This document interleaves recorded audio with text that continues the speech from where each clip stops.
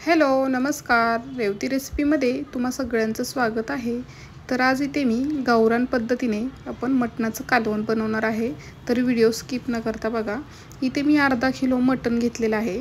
छान अगदी त्याचे छान असं पीस करून घेतलेत आणि स्वच्छ धुवून आपण त्याला आता हळद, मीठ, आलं लसूण पेस्ट आणि इथे मी दुकानातलीच आलं लसूण पेस्ट टाकलेली आहे, कोथिंबीर बारीक चिरलेली आणि छान असं आपण हे मिक्स करून घेऊयात. कोथिंबीर टाकल्यामुळे ना खूप छान अशी एक चव येते आपल्या मटणाला. आता इथे मी टोपामध्ये तेल टाकलेलं आहे. एक पळी तेल छान गरम झालं की त्याच्यामध्ये एक कांदा घेतलेला आहे असा उभा चिरून, तो टाकणार आहे. कांदा आपण परतवून घेऊयात. कांदा आपल्याला चांगला जास्त भाजायचा नाही, अगदी गुलाबी होईपर्यंत फक्त भाजून घ्यायचा. पाहू शकता असा कांदा भाजला आपला झाला आहे, गुलाबी झालेला आहे. आता त्याच्यामध्ये आपण मटण टाकून घेऊयात.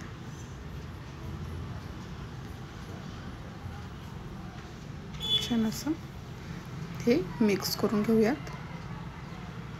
आपण मीठ टाकलेलं होतं ना, त्याच्यामुळे आपल्या मटणाला पाणी सुटतं. तर याच्यामध्ये आपण काही लगेचच पाणी नाही टाकायचं. छान असं पाणी सुटत चाललेलं आहे आपल्या मटणाला. पाहू शकता व्यवस्थित असं हलवून घ्यायचं आणि झाकण ठेवून घ्यायचं. झाकण ठेवायचं आणि पाणी लगेचच ओतायचं नाही. हे जे पाणी आहे ना ते पूर्ण अगोदर आपण आटवून घेणार आहे. व्यवस्थित असं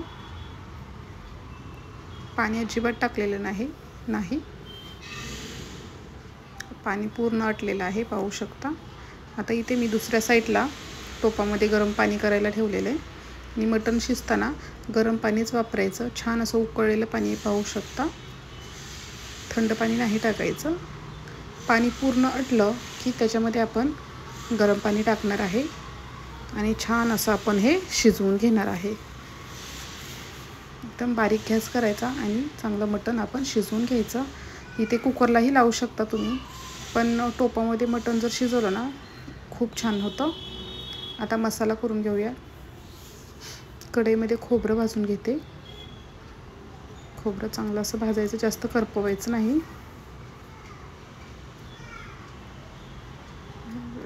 खोबरं भाजलेलं आहे.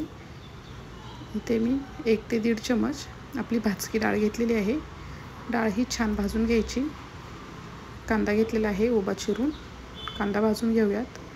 कांदा भाजताना थोडंसं तेल टाकायचं म्हणजे कांदा आपला चांगला भाजला जाईल. त्याच्यामध्ये मी आता लसूण टाकणार आहे. लसूण हे आपण परतून घेऊयात. आलं टाकते. छान असं हे भाजून घेऊयात. हे बघा, लसणाला असा कलर येईपर्यंत आपण भाजून घ्यायचं. त्याच्यामध्ये टोमॅटोच्या छान अशा मोठ्या मोठ्या फोडी करून घेतले. टोमॅटोही टाकूयात आणि टोमॅटो हे आपण व्यवस्थित असं परतूयात. त्याच्यामध्ये कोथिंबीर टाकायची आणि छान असं हे आपण भाजून घेणार आहे. छान असं भाजून झालेलं आहे. हे थंड झालं की आपण मिक्सरला बारीक असं वाटून घेऊयात. तर इथे आपण कालवण बनवायला घेऊयात. कढईमध्ये तेल टाकलेलं आहे मी. 2 ते 3 पळी तेल टाकलेलं आहे. तेल गरम झालं की त्याच्यामध्ये आपण जे वाटण करून घेतलं ते वाटण टाकूयात आणि वाटण छान असं आपण हे भाजून घेऊयात.